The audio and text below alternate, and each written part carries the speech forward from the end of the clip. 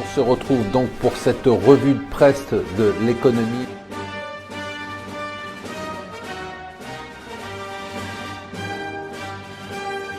Bonjour et bienvenue sur Mon Financier pour la revue de presse de l'écho. Nous sommes le mardi 8 novembre 2016 et le mardi 8 novembre 2016, eh bien, ce sont les élections aux États-Unis. Depuis le temps qu'on en parle, ça y est, c'est arrivé. Donc on attend ça ce soir.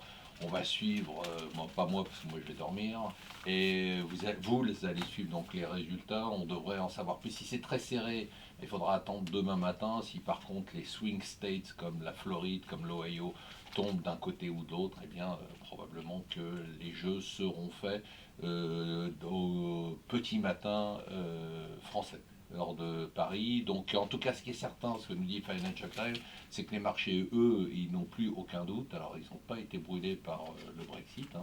Ils suivent les sondages, ils suivent aussi les sondages des premiers. Vous savez qu'il y a pas mal de millions, enfin il y a quelques millions d'Américains qui ont la possibilité de voter avant et qui ont déjà voté. On peut voter sur plusieurs jours. Et selon les tendances, eh bien, Hillary Clinton serait en avance sur Donald Trump. Et du coup, les marchés n'ont pas attendu pour fêter sa victoire. On parle quand même d'une hausse des marchés de plus de 2%. Hier, le CAC qui est revenu à 4460. Une baisse sur le dollar qui s'était renforcé, donc l'euro qui est redescendu à 10,40, le dollar yen qui est remonté à 104, l'or qui a glissé. Enfin, on est dans une sorte de scénario où on anticipe déjà la victoire d'Hillary Clinton. Donc on verra si les marchés avaient les bonnes informations. Là où on craint un peu, c'est assez intéressant ce que dit Financial Times, la victoire de Clinton, ce qui paraît un peu paradoxal, c'est en Chine.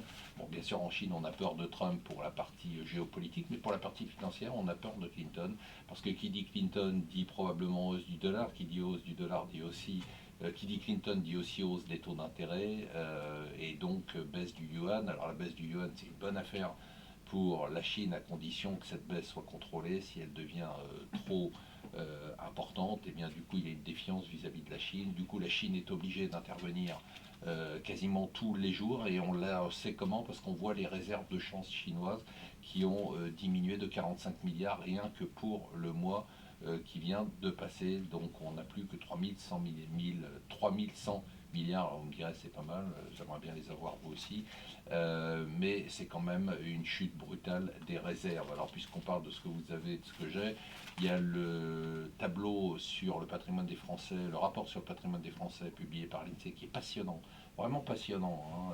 Ça donne vraiment la bonne image de l'épargne des Français. Vous savez, ce pays dans lequel nous épargnons beaucoup.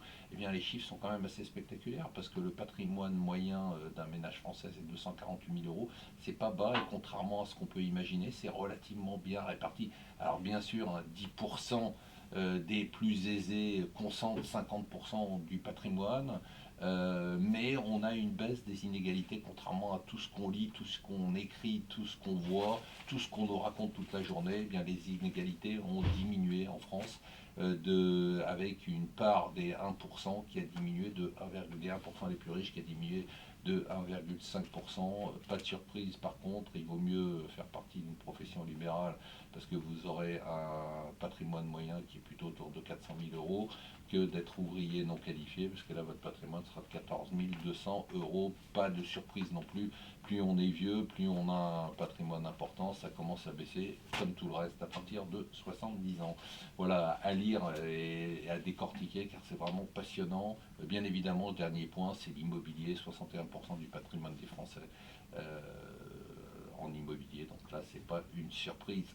L'autre nouvelle hier du jour, maintenant que Obama a remis l'Iran dans la course, on commence à signer des contrats avec eux, et c'est Total qui a signé un méga deal hier pour l'exploitation d'un méga champ gazier. Voilà, c'est la nouvelle du jour. Donc on reste ensemble pour la préparation de ces élections. Vous dormiez, moi je dormirai, vous suivrez les résultats, et on en parlera demain matin.